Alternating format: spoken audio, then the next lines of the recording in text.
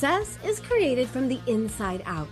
Here, we explore sovereign leadership, expansion, vision, purpose, business, and the inner work that is required to build an empire that fits the woman you are becoming. Strategy matters, but who you are matters more. I'm Karissa Adkins, and this is Iconic Leadership. Welcome to the new standard of the Alpha Queen Power. What's up, you guys? What's up, ladies? Welcome back to Iconic Leadership, the podcast for women who know that they're here to lead differently, live boldly, and rise into their highest version of who they are becoming. If you don't know me, I am your host, Karissa Adkins, and today's conversation is for leaders, it's for athletes, it's for parents of athletes, and it's for visionaries who are standing at the edge of change and realizing this truth. What got you here will not get you where you're going.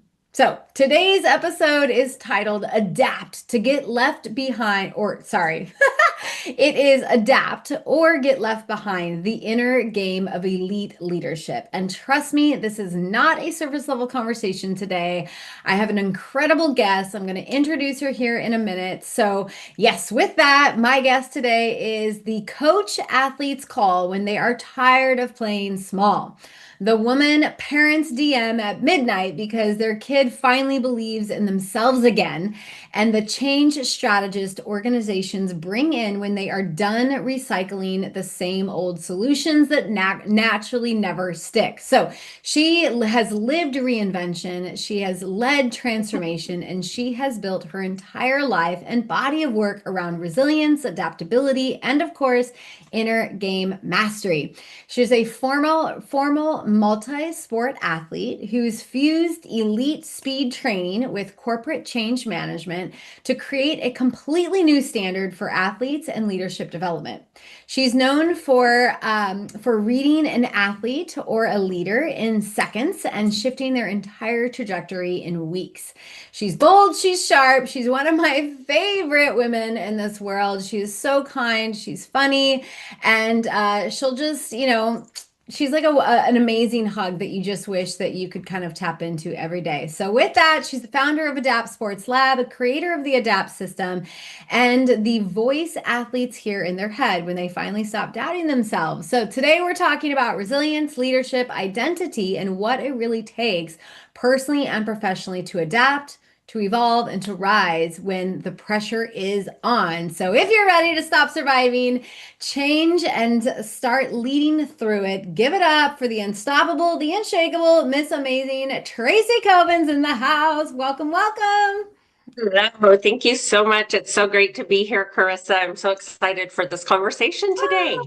Me too, girl. I am really, really lit up. I've been kind of counting down the weeks. I knew you were on my calendar.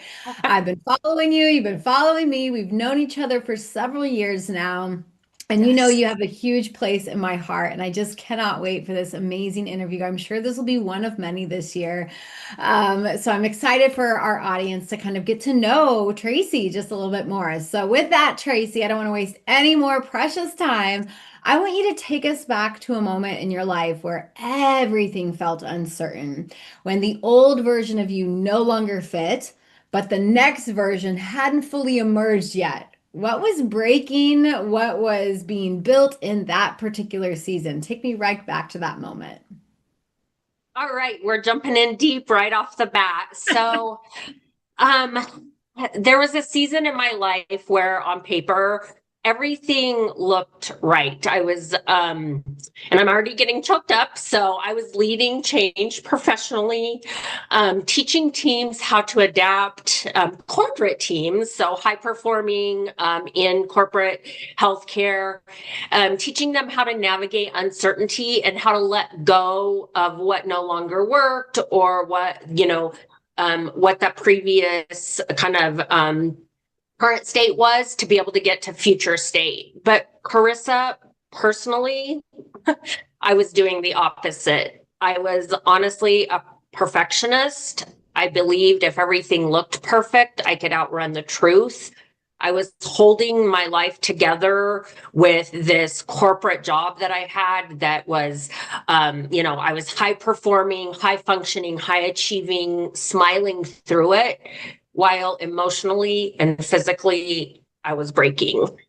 Um, so the defining moment came one weekend when my cousin was suddenly taken from this world. And in that moment, the illusion of control and kind of hiding this perception of, managing change on the outside, but internally I wanted everything to look perfect. I had a big house on the hill. I had beautiful cars. I had a gazebo in my backyard. I had a waterfall, etc. And what broke was the version of me that I believed perfection was protection. Mm. The other thing is that the idea that you can manage change externally while avoiding it internally just really came to light for me. Wow. So So the second part you, of that question is yeah. what I was building.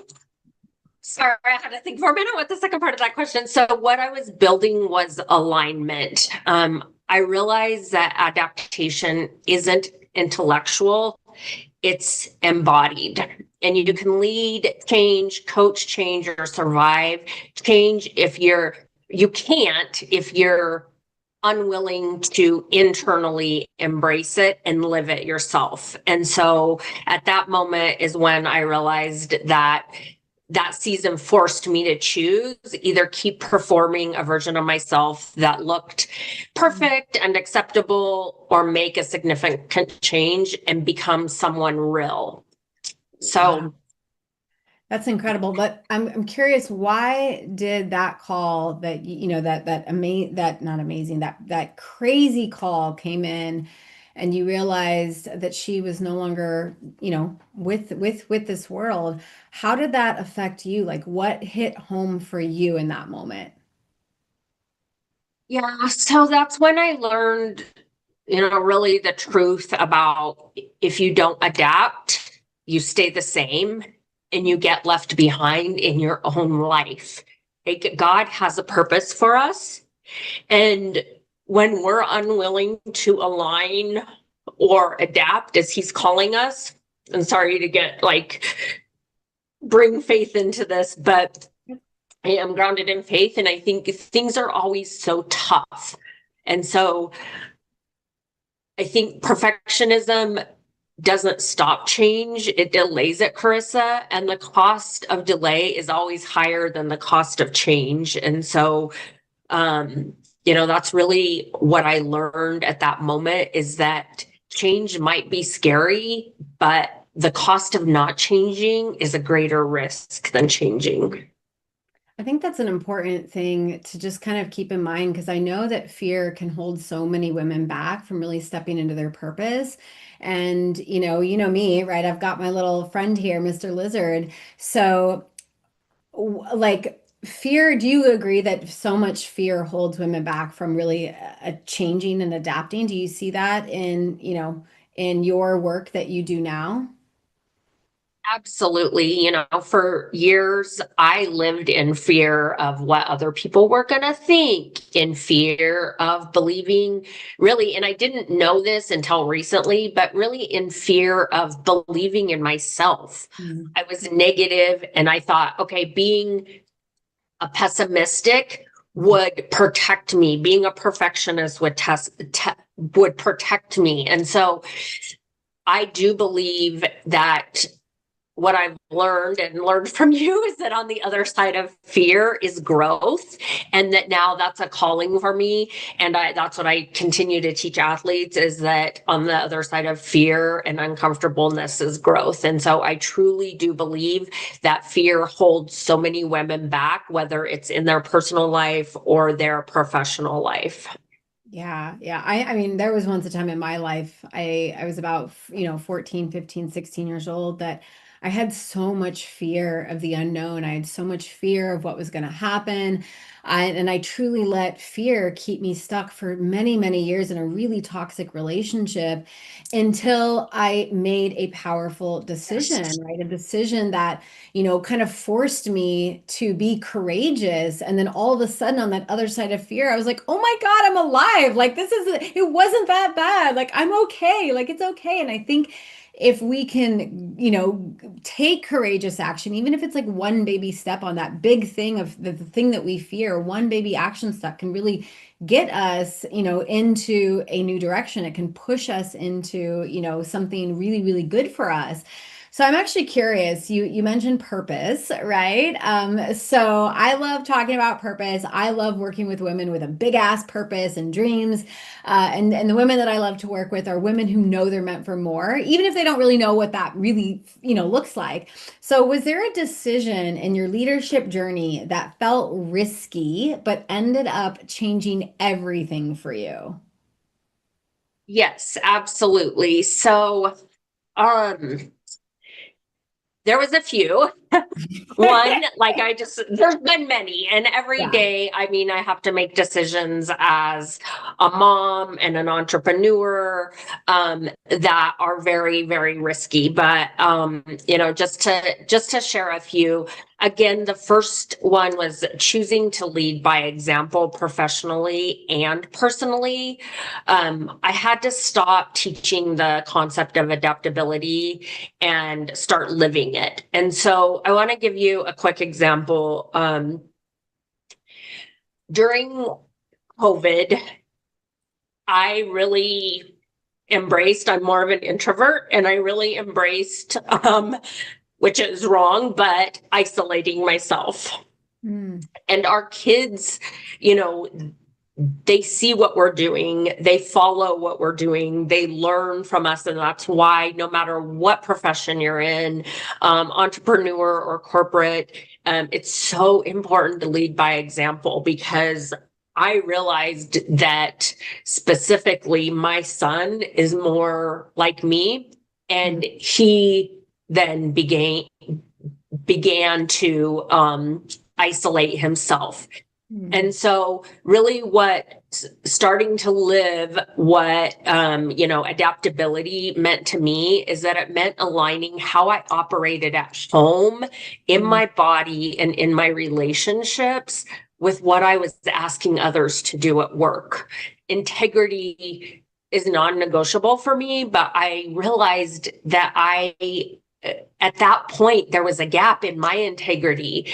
And so even when it's uncomfortable, I have to lead by example. And so mm. that's one decision. Letting go of perfectionism as a form of safety. Again, perfectionism to me, I felt like it was discipline because I had every 15 minutes of my day documented, and I'm going to do this and this and that. And honestly, if I diverted from that, I didn't know. And now I look back at it and realize I didn't know what to do. I was just like, oh my gosh, my schedule is off, and so releasing it meant risking judgment, uncertainty, and having everything figured out. And I didn't have everything figured out, but regrowth really required choosing progress and alignment over control and approval. I love that. So, I've got to experience your beautiful transformation journey. And I remember when we first met, it's crazy that it's been over 2 years. It's insane. But I remember when we first met and what we were working towards at the very beginning. But then I remember you asked me a really powerful question. You're like, how do you remember this conversation where it was like, how do I find my purpose? Like, how do I know what my purpose is? Do you remember what I responded to you?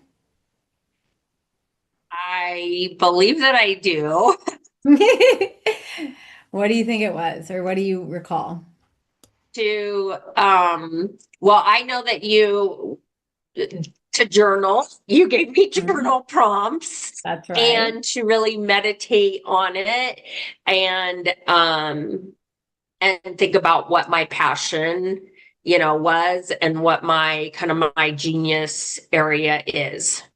Yeah, yes. And just to kind of like what I love that what I love hearing what people take from our conversations and then like what I take. So like I remember the moment where I was like, Tracy, I don't think we find our purpose in a sense. Like we're not out looking for it. We can't go shopping for it.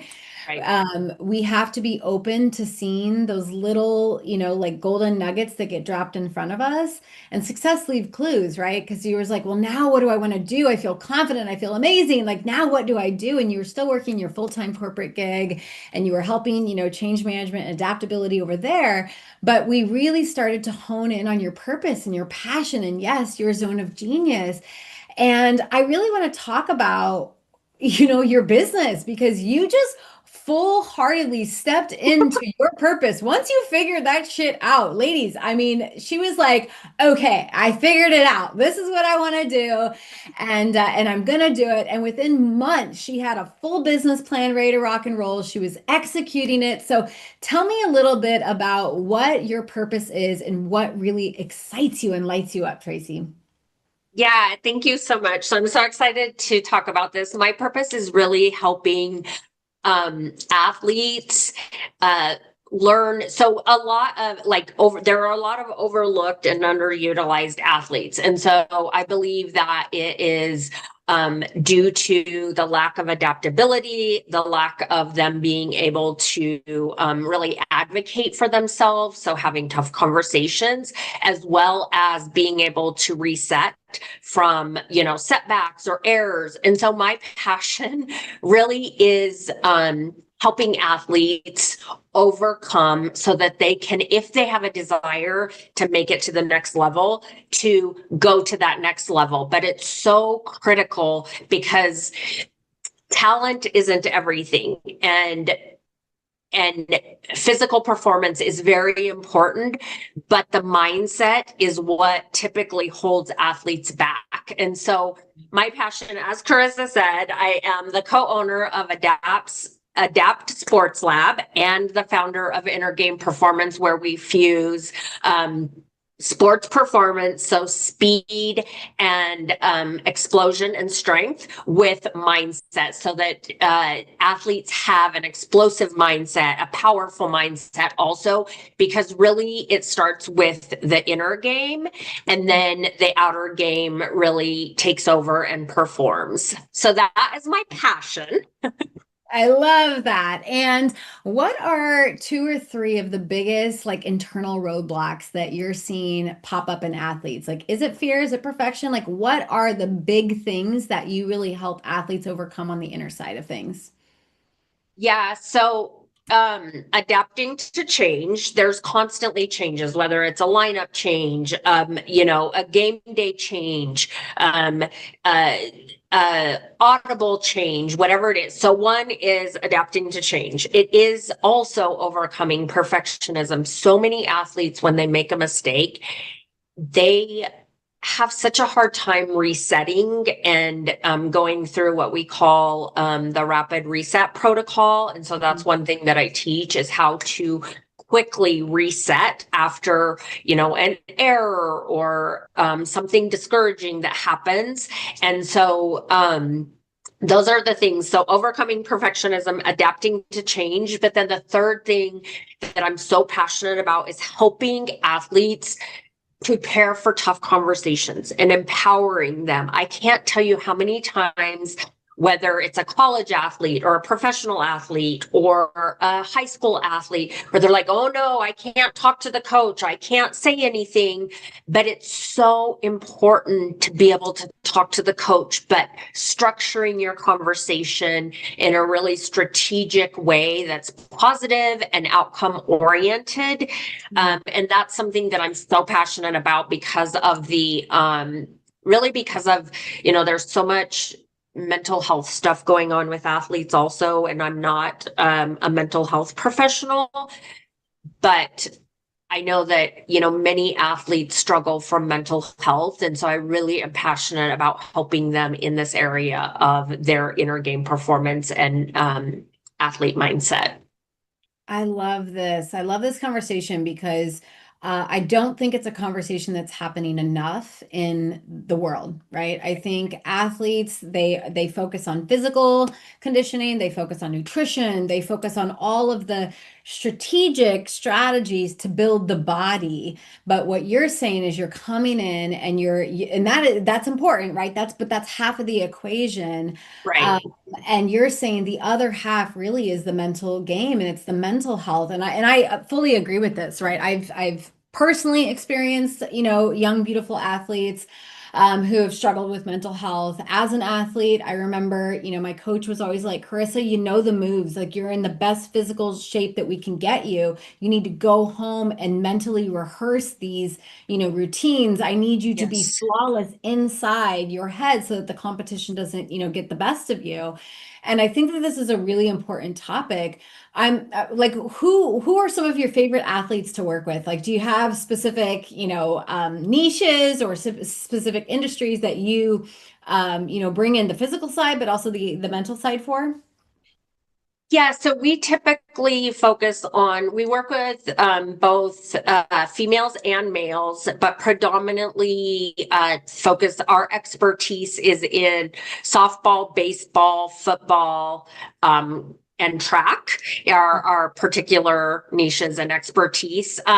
We work with, high school students. We also work with college athletes, which is so critical because you might play one sport or sorry, you might play one position when you're in high school. And then when you get into college, might be put in a different position. If we have time, I have a really powerful story there. And then, professional athletes as well. It's critical for professional athletes also because they go through the same type of mindset barriers and struggles that high school and college athletes face as well. For sure. I mean, everything that you're even talking about that the athletes go through, entrepreneurs go through the same thing, right? Like fear, judgment, perfectionism, communication. All of these are main critical skills that I think Yes. honestly should be taught in elementary and middle school so that when they get to high school, they're not struggling with confidence issues and self-esteem and things like that. So what you're talking about with what you do is across the board leadership. It doesn't matter if Yes. you're a 15-year-old, a 20-year-old, or you're a pro athlete or an entrepreneur. You guys, you've got to work on the inner game. And you've got to learn how to adapt. So I actually want to shift gears just a little bit. I want to talk about your new best-selling book. You are a part of the Alpha Queen Rising Collaborative Book Project. So question for this is when the opportunity to be a part of the Alpha Queen Rising book came to you, what made you say yes? I mean, what part of your story or your message felt ready to be claimed and shared at a deep level through this experience? What made you say yes? Yes. So I said yes because I was fully ready to step into who God created me to be, Carissa. Um, After the tragic events that my family, experienced in 2014, which if you're at the Rise event, you'll hear more about. But I spent years surviving, to be honest. I kept moving forward, but I also made a lot of bad decisions in my adult life that really pulled me further from myself. Choices rooted in fear, perfectionism, and the need for approval. And so I knew I was capable of more, but I hadn't fully reclaimed my identity. And so Alpha Queen Rising just really felt like permission to stop editing my story and start owning it, not I from a place of shame, but from really a place of responsibility. I was ready to integrate like my faith, my leadership, and my lived experiences with my voice, really without compartmentalizing any part of who I am. So really saying yes was choosing truth over protection, Mm. um, and alignment over approval. I love that. I love that. And you guys, she is towards the beginning of the book, this gorgeous blonde beauty right here. Her quote from her chapter is, "Strength isn't built in the spotlight, it's forged in the unseen battles." And if you guys want to hear about some of the battles that Tracy has had to overcome, who has, these battles built resilience. They built the strong, beautiful entrepreneur that we see here today that is so passionate about helping athletes improve mentally and physically. And I love, love, love that. She has an amazing story, you guys. If you have not yet got your hands on the Alpha Queens Rising book, you can go to Amazon, you can get the book yourself. It's beautiful. There's, nine other, authors in this book. It's an amazing experience that will definitely activate you and elevate you both personally and professionally. So I kind of want to go into, obviously, you're one of our keynote speakers at the Rise event on March 19th.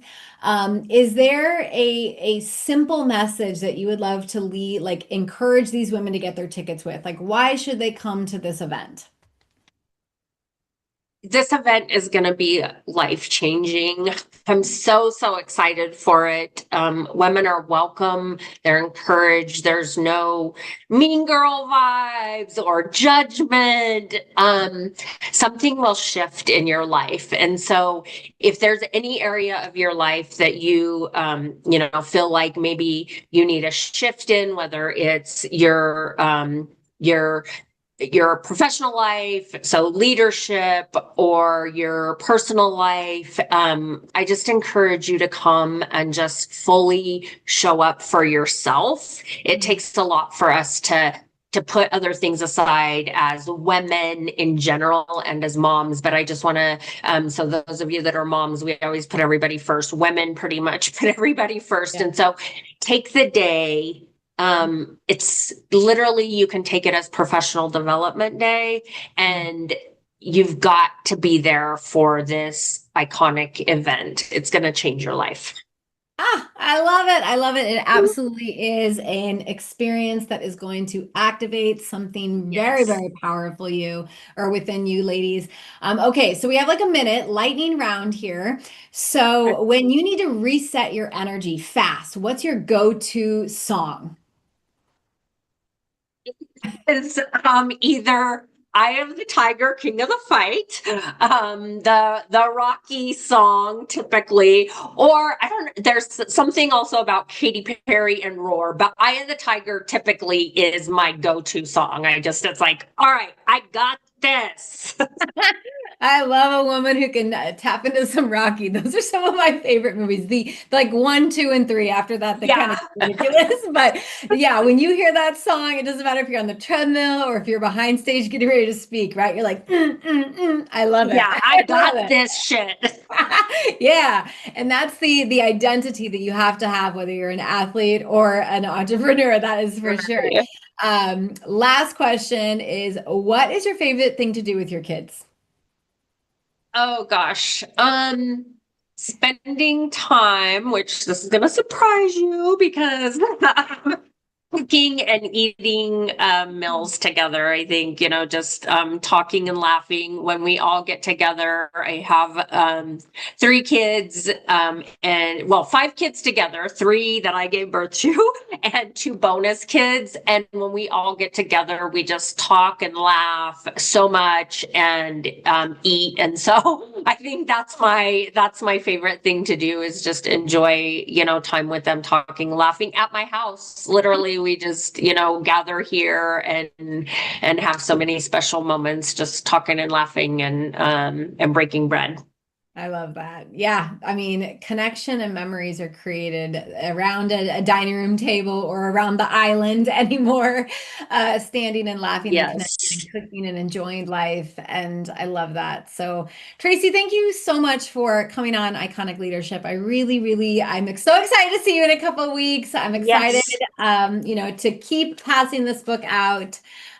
because women need to hear your story. They need to know that if they're going through something similar to what you experienced, that they too can rise above and they can, build that resilience and they can come out of those those fiery moments that we think are going to break Yes. us, and they can come out even stronger. So, with that, thank you so much for being on our show. Ladies, join us next week for another powerful episode on iconic leadership. Bye for now. Thank you so much for listening to another episode of Iconic Leadership. If today's conversation activated something within you, make sure you subscribe and share this podcast with women who are ready to rise up too. Leaving a review helps this movement reach more women stepping into their power. This is Iconic Leadership.